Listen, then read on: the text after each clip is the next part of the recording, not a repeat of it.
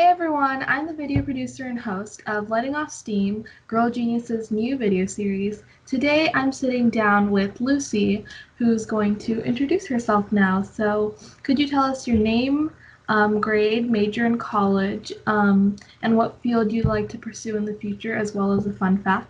Hi everyone, I'm Lucie. I'm a second year student at Barnard College at Columbia University.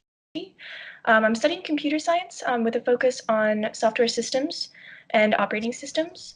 I'm hoping to go into software engineering or into some type of work that involves working with complex systems. Okay, that's super cool. Do you have a fun fact about yourself? Oh, fun fact about myself is that I play the cello. Oh, that's cool. Musical. My friend was like really trying to get into Barnard. She's actually going to UCI now. So she's still happy about that. But yeah, that was like Barnard was her dream school. How it's an all women's college, right? Yeah, it's pretty interesting because it's a women's college, so the dorms are not co-ed. But because it's one of the undergraduate colleges at Columbia University, it means that no matter which school you enter Columbia University through, everyone pretty much takes the same classes. We eat at the same dining halls, join at the same clubs. So actually, most of the people I see and interact with on a day-to-day basis are at the School of Engineering because that's where the computer science major is hosted. Mhm. Okay, so your classes are co-ed and everything. hmm Oh, okay, super cool. What year of college did you say you were in? I'm a sophomore, my second year. Okay. So how did you first get into STEM, and what has your experience so far been? I guess STEM in general, I've always really liked science. And then in middle school, I started getting really into math, and I spent a lot of time on Khan Academy. I was doing a lot of math on there, and one day I realized that they had there was a new tab on the courses list. It was computer programming, and I was like, oh, that sounds cool. So it was really by accident that I kind of found it. And then later on in my seventh grade technology class, we were learning about robots, and we built these kind of like Lego robots. I think they're called Mindstorms. And we only spent a week with them, but I thought they were amazing. So I wanted to keep going. And then in high school, I took my first real Java class, and I was the only girl, but honestly, I loved the material. And yeah, throughout high school, I stayed in the class and I made a bunch of friends. And when it came time to make a decision about what to study in college, I thought, I really enjoyed computer science the most out of anything I'm doing right now. Physics and math were pretty close, but I would say computer science was what I enjoyed the most. That's super cool. I had a similar experience to you when I started coding. My first coding class was in high school, and it was a Java class, and hmm I was one of two girls in the class, which Yeah. I material as well, but I felt kind of discouraged because of the lack of like representation. But going further into the field and like joining like all girls boot camps and stuff like that, that's what really like set me on to the path of pursuing computer science long term. So yeah, that's a great story. Yeah. So you've been doing like computer science and software engineering for a while now. Are there projects that you have worked on or that you want to work on in the future that you're really excited about? There's a couple of things, a couple of really great projects I've been really fortunate to work on. And a couple of them have been as a developer at the Columbia Daily Spectator. The Columbia Daily Spectator is a completely student run newspaper at Columbia University, and we have a pretty big tech team. So it's about 30 people, including a bunch of developers, designers, and we also have project managers. It's a really interesting group of people, and I really have learned a lot from them. So some of the projects that I worked on there include like a registration assistant because the course registration website that Columbia uses is unfortunately a little bit outdated. So we built a Chrome extension that would kind of fix a lot of the common bugs and problems that students run into. That was a super fun project. And then another project that I got to work on was a live housing lottery visualization system. So the way housing works at Columbia is basically we form groups and then we're assigned lottery numbers for our groups based on seniority and based on a little bit of randomness too. And so a lot of people don't really know how to keep track of which housing spaces, I guess, have been taken. So we built a site that keeps track of those live and that students can use to kind of plan their strategy when they're looking for housing in the lottery. Those are kind of really like high end type, like difficult projects. That's super cool to hear that you're able to work on that in college. Is that how you were able to get an internship at Google this summer? Like through Um, your projects? I would say it definitely helped. Um, but I think a lot of it was also being someone who pays a lot of attention to detail. So I really, really value writing clean code. And actually, the first computer science class I took at Columbia was all about writing clean code. It was about using really wise like design choices and writing code that was very easy to understand and very clean, and write very beautiful and simple. And I think that throughout the like interview process, throughout the sort of job search process, that's been really helpful to kind of know what does good code look like and what do people want to see when they read someone else's code, because it's not necessarily obvious to somebody who's just beginning like, oh, well, if it works, it should be fine, right? But sometimes that's just not enough, because especially when you're working on a team, knowing how to, for example, use version control, like knowing how to use Git and format that properly, writing really clean code, writing very beautiful algorithms. Those are all really important, and I think that certainly helped a lot. Do you want to expand into how the interview process was like at Google? Because I remember talking to people who like interviewed for a full-time position. It's like 7 interviews, and like some of them are back to back. So what was your experience like? Yeah, so I was actually very fortunate. It was not 7 interviews like that. For me, I think it was more like 3. But I was very fortunate because I was part of the Google Code U program. Okay. So basically, I applied to the engineering practicum my freshman year, and I did not get in, but they did invite me to participate in Code U over the summer, which I did, and that was really interesting. And I guess that was my first introduction to what it was like to work at Google. And through that, my application process was a little bit more streamlined than other people. So I think I had 3 interviews total after that. And the first one, I believe, was over video. And then the other 2 were actually in person. I went to the Grace Hopper celebration, and Google happened to be there. Mhm. And we communicated that beforehand. And I was able to interview at the conference, which was super amazing. And yeah, that's it pretty much went from there. Do you want to expand on what Code U is? We'll definitely like link it down below, so if anybody wants to check it out, they can. I actually don't think you could link it below because it's actually by invitation only. So Oh, it's if you've previously applied to some sort of Google program or you've previously participated in some sort of Google program. It's mostly for freshmen and maybe sophomores in college. And it's kind of like a pre-internship experience, or it's more like training focused. So you'll work on a project with other students who kind of live all over the United States. But yeah, it's not something that you can apply to. It's something that they'll reach out to you for, and then you can decide whether you'd like to participate or not. oh, okay, that's super cool. Never heard about that program, so that makes sense. Yeah, it's not Yeah, very well known. well, we have other resources linked down below, so if you still need to check anything out, definitely go ahead.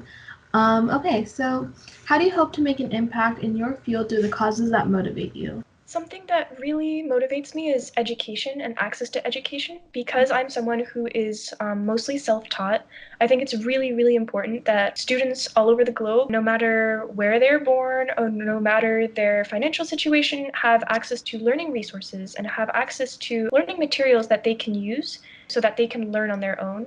I think that's really important. So I don't exactly know where my career is going to take me. I have no idea. I can't tell you like in 10 years what company I'm going to be working at or what my job title is going to be. I have no idea. But I do know that I want to keep computer science education a really big part of my life because I think it's something that I really enjoy. So for example, I'm a teaching assistant this semester, and so far that's been an awesome experience. I've taught the Girls Who Code Summer Immersion program in New York City and been part of all sorts of education initiatives. And I think those have been some of the most rewarding experiences I've had in the tech world. Okay, that's awesome. Like, I'm also passionate about like education, and like I started a couple classes in my community as just to like encourage kids to like learn the material, but also like find a passion for learning. I think that's also Yeah, so. Yeah, that's super awesome that you're doing that. thank you. Okay. Would you say you've had like a conversation that shaped your life? I wouldn't say I've had one conversation that shaped my life. I would say there are a bunch of people who really helped shape my life. And they've been peers, they've been teachers, they've been like random people I met at conferences, random people I met at Meetups, there's too many to list. I think something that did shape me was my training as a classical musician. So I play the cello, and I've been playing the cello for over 10 years. Mhm. And that process of very intense training, of going to a music school, of really like putting your heart and soul into like practicing your craft, I think that's something that's really shaped the way I view computer science, because I think music is very similar. Like both are places where your individual skill is really, really essential to achieving success. And it's something that you have to be willing to practice and develop on your own. But at the same time, I think the real fun in both of those worlds comes with when you're able to share it with others. So, for example, in music, playing in orchestras, it's so much fun, or playing chamber music is really amazing. And in the same way, when you're in computer science and you're working on a project with other people, for example, I helped plan a puzzle hunt for our hackathon because the class I'm a TA for runs a hackathon every semester. Working on that with the other TAs was absolutely amazing. It was an awesome experience. Working at the Columbia Daily Spectator, I learned so much from that. And there's really, in both of those worlds, in music and CS, there's a lot of benefit that you can only get by working with other people. And I think that's kind of magical. Yeah, I think I like relate to you first of all in the fact that a lot of my conversations that have really shaped my life have happened like randomly, maybe through conferences or events and stuff like that. So I Mm-hmm. definitely relate to you on that. And then in high school, at the beginning of high school, I thought I was going into fashion design.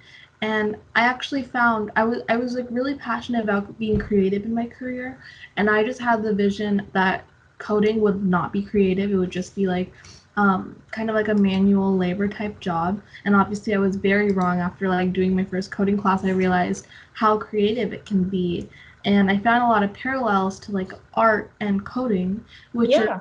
so crazy because how like society, I guess you could say, sees it now is that they're like completely opposite things, and like one is Yeah. all like math and science and the other one is like art and creativity, whereas I feel like there's a lot of parallels between the two, so I can feel like you resonate with that.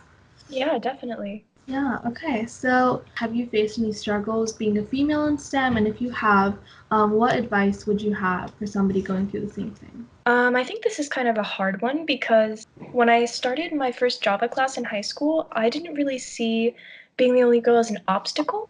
And at first, I guess it was a little bit weird because I didn't know the other students in the class that well. But eventually, I think the way that particular situation resolved itself is that I think I became a little bit more extroverted. So I was more willing to reach out to people, to suggest working on things with other people. And I also became more confident as a coder. And I think that really helped in a weird way. Like when people saw that I was confident that I knew that what I was doing, they were also more confident that I knew what I was doing. So I think it sort of worked out that way. And then by the end of high school, the entire class was really close because we just stayed in a computer science class all 4 years. So by that time, I didn't really see it as a problem. I would say that seeing the difference between my science math classes and my humanities classes was a little bit striking. So obviously I was the only girl in my computer science class. I was one of four in advanced physics and one of five in honors math. So that was a little bit weird. And I think when I applied to college, that's actually what influenced me to pick Barnard over any other school, is that I knew that no matter where I would end up, my computer science classes would be majority guys. And I knew that there was no way I was going to fix that overnight. But I figured if I'm going to be in the minority in my classes, I may as well have an environment in my dorm and in my general education requirements where I don't feel this way, where I feel supported and I feel like I'm not an outlier. Mhm. And I think that's worked out really well. Yeah, that sounds great. Like, I didn't think of it that way, but now that you put it like that, I feel like that's a great idea to find like a balance between classes and your dorm life, because right now I'm between choosing colleges as well. What's the most interesting thing about you that we wouldn't learn from your resume alone? Oh, that's a hard one. I'm someone who really likes languages and is fascinated with the idea of translation. So I speak French at home. My family's French, obviously English at school. And my sister and I have been learning Chinese for a while, so we speak Chinese with our friends and with each other. I'm fascinated by this concept of translation, about how you can gain and lose so much just by like switching a language. I think it's fascinating. It's something that I'd like to continue studying. Like, I'd like to go into linguistics and maybe take a few classes in that department. But I guess you wouldn't see it on my resume because I haven't explored that yet professionally. I actually relate to you on that. Like, I speak Hindi at home and I obviously know English. And I took like 3 years of Spanish at school. But one class that really fascinated me that I'm taking now is ASL, American Sign Language. Um, Yeah. because I was really fascinated about how the deaf community communicated visually, like communicated language visually when we were also used to like talking and all that stuff. So that was really fascinating for me. And my teacher is actually deaf as well.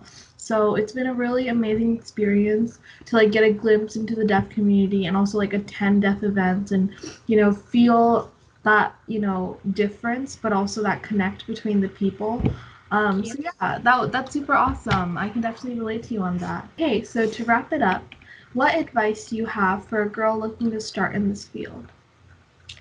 I would say to start somewhere really simple. When you enter the world of computer science, there's so much to learn, and there's still so much we don't know. So don't try to take it all in at once. It's too much. I would say start really small.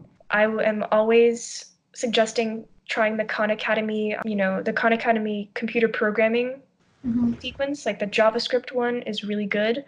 It has these interactive lectures. It's really awesome. Yeah, I would say start small, and also don't underestimate the value of discipline. Like knowing how to learn something on your own, that's huge. Most people don't have the strength of will to do that, and most people aren't able to follow through with that kind of commitment of saying like, okay, I'm going to do like one lesson a day, or I'm going to get through one of these little projects a day. Most people can't do that. So if you can take that one step at a time and teach yourself something completely from the ground up, you're already in a better place than most people. Yeah, I think that's great advice. Especially a lot of girls think like, oh, like I'm behind, I'm starting so late. But There's honestly, no such thing in that. it's Yeah. not real because I felt that way in sophomore year and 2 years later, just 2 years, and it's like I feel like I know so much stuff and I'm like excelling in my coding classes. So I Mhm. definitely agree with your advice. Just like start with something simple and keep going at it because just persevering every day, which is hard because especially in computer science, code fails often. Yeah, of So course. so if you just keep doing that every day, I think that's as much as you can do. Um, Hmm. so yeah, I definitely agree with that. Yeah. Okay, I so also I also just wanted to add that the computer science industry is in a really good place right now in terms of accepting beginners.